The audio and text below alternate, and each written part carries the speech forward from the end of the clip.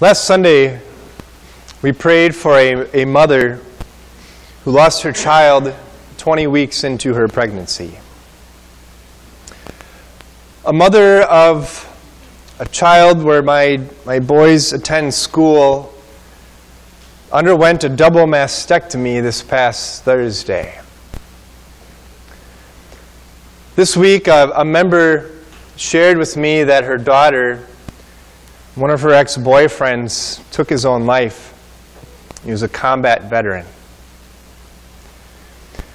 I also found out this weekend that there will be a young man who will be staying at Emory University Hospital. He's only 25 years old. He's waiting for a heart transplant.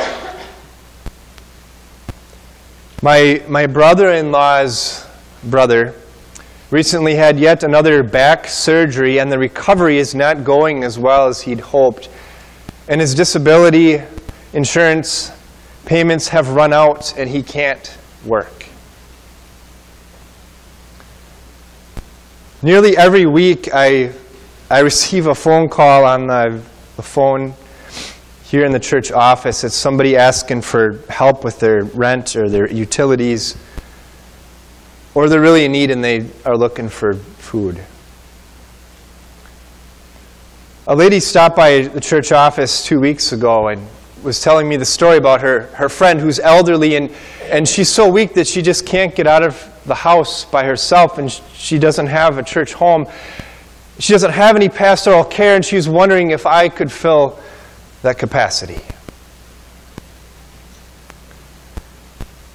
I went through the membership roster this past week, and I discovered that we have 20 inactive members in our congregation. That's 20 people who are members of our church that we have not seen in worship or Bible study or at the Lord's Supper for 4 weeks or more. We have 6 members of our church who are homebound, which means they can't come out to receive the Lord's Supper or come to Bible study or come to worship. As you gather before worship, there's a lot of talking, and I love that.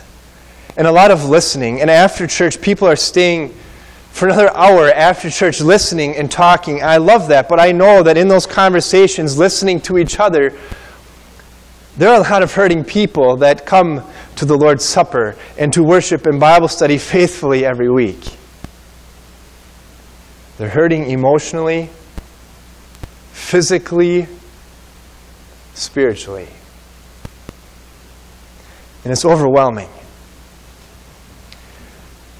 When Jesus saw the crowds, he had compassion on them because they were harassed and helpless, like sheep without a shepherd. My heart goes out to these people, doesn't yours? But what can you do? Because it is overwhelming. The amount of people in our congregation and in our community that are suffering. We have compassion.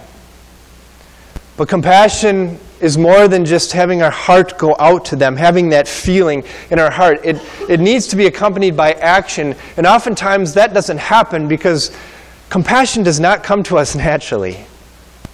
Because we are weak, sinful, selfish human beings. And we look at the time and the effort and the money that it takes to help these people, and we go, I can't invest that. Or maybe we make the excuse that those scam artists and rip-off artists that are out there, and they want to take advantage of compassionate hearts like ours. And we wonder that if we do help them, are we just enabling them, or are we really helping the cause?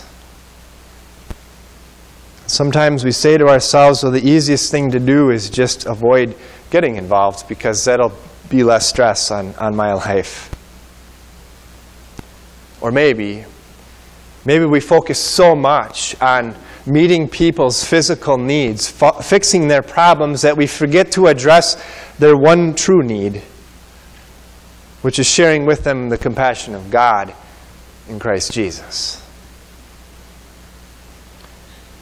Where we fail with compassion one of God's most comforting qualities is compassion.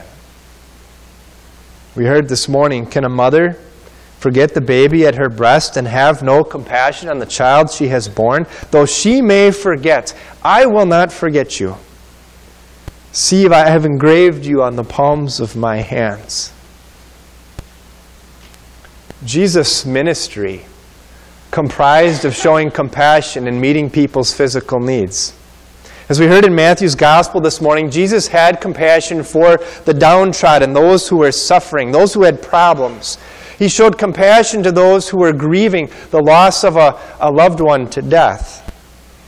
And Jesus demonstrated that compassion primarily through miracles of healing and raising the dead. And when Jesus showed his compassion, that was a life-changing event for those people. Think about the man who was born blind, or that woman who was suffering from bleeding for 12 years. Because Jesus showed compassion on those two individuals, that changed their lives. But Jesus' compassion was not only for their physical needs.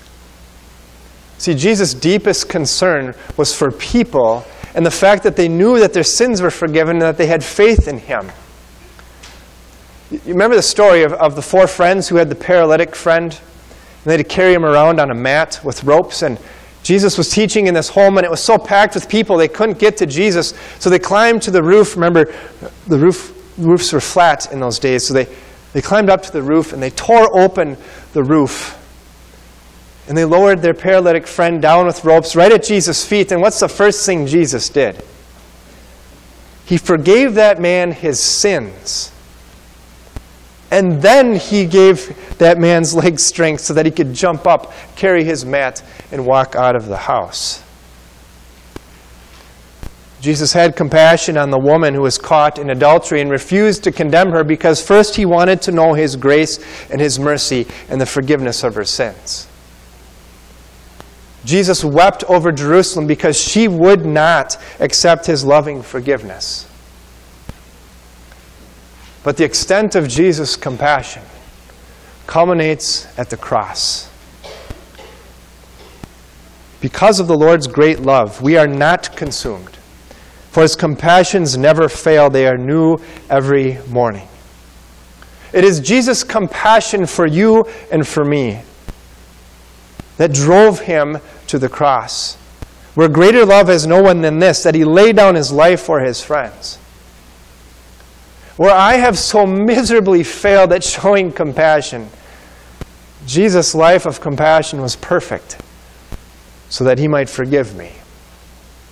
Where I have been so selfish in my life, Jesus' selflessness drove him to the cross so that today he could say to me and to you, you are forgiven.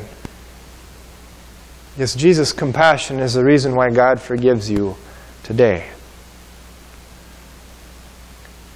Can you imagine what the world would be like if everybody knew this? And everybody believed this, and everybody lived this compassion of God found in Jesus? Nobody would be hungry. We would not see cardboard box homes on the streets of Atlanta. People everywhere around the world would have clean water. If everybody knew this and believed this and lived this compassion from God in Jesus Christ. Because Jesus' compassion changes lives. And Jesus sees the masses today. And his heart goes out to those who are hurting and suffering and starving. And the amazing thing is that Jesus wants to show compassion to them, and he does, but he uses you to do that. He uses you and me to show compassion on these people. And because showing compassion is not something that comes naturally to us, Jesus made sure that you are here today.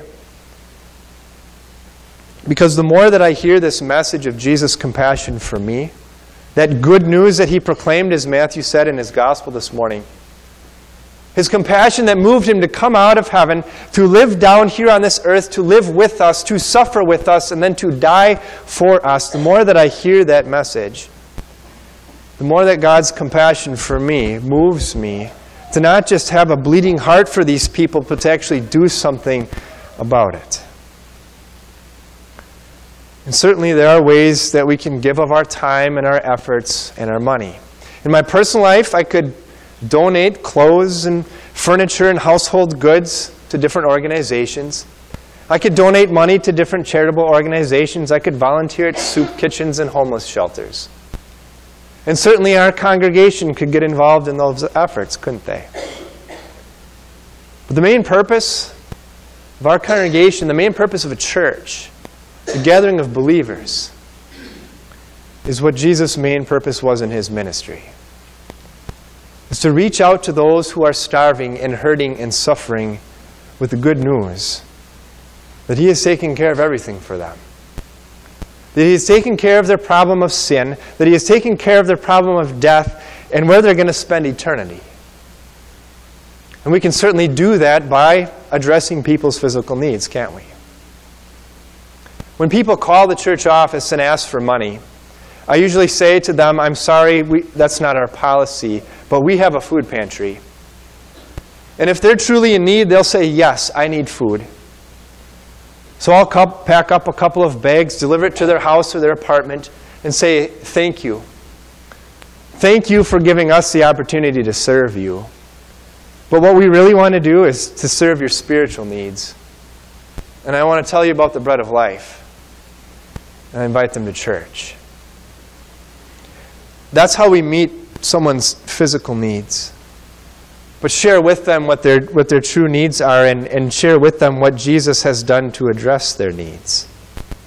You see, right here in your congregation, Jesus will use you to show compassion through innumerable opportunities.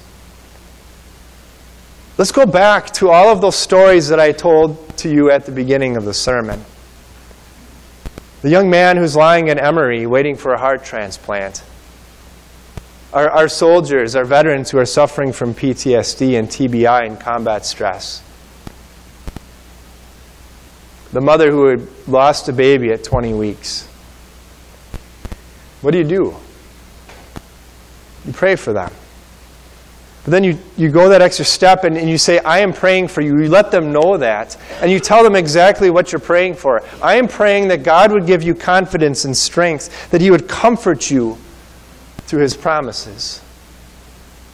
And in your email or in your home visit or in your phone call or in the card that you write to them, you put that promise in there.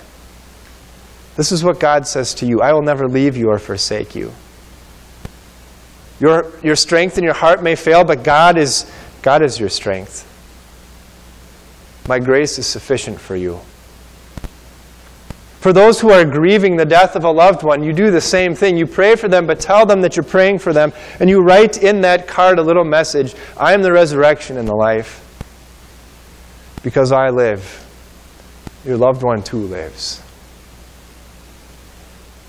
And what would happen if everybody here today sent all of our inactive members and all of our homebound members a card, or paid them a visit, or called them on the phone and said, we miss you. We're praying for you. Do you think we might see those people back here? Do you think our homebound members might be fed and encouraged by the body of believers? Absolutely. And what about all of those who are starving? Those who don't have clean water around the world? What do we do about those people? The great thing about being part of the Wisconsin Synod is that we're connected to all of these organizations within our church body that addresses those needs. There's a group within our church body that's called Christian Aid and Relief. It's very similar to the Red Cross, except 96% of what you give to Christian Aid and Relief actually goes to aid and relief efforts.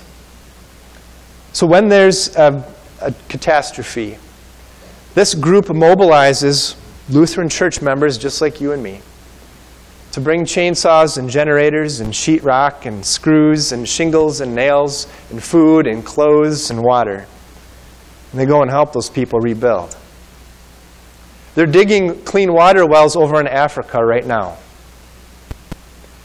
And the cool thing is that when people come and they see this group of Lutherans rebuilding these homes. They see these Lutherans building these clean water wells, and the people come to get clean water, and our Lutheran missionaries are right there to share with them, hey, we want to tell you about the water of life.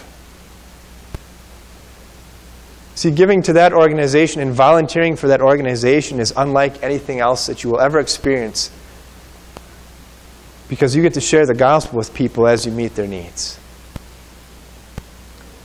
We talk about starving kids in Africa. We have a group called Lutheran Women's Missionary Society, the LWMS. Our church is a member of that. And every year they collect money and they give it to a cause. And this year is the Central Africa Medical Mission. We have Lutheran nurses over in Central Africa that are addressing the needs of orphaned and infant children. And when the relatives bring these orphaned and infant children to these medical missions, there are Lutheran nurses are there, but also our Lutheran missionaries. And they're there to share with their caregivers about baptism and how it saves, and how they can nurture and grow the spiritual lives of these young people. I could keep going for probably another hour on all of the different ways that you could address people's physical needs and bring the gospel to them at the same time. We have so many opportunities to show compassion. But before we do that, that every day we take the time to sit down and to listen to the compassion of God through Jesus Christ for me and for you. And let that be your motivation to then go and show compassion. May God bless you in your ministry of compassion. Amen.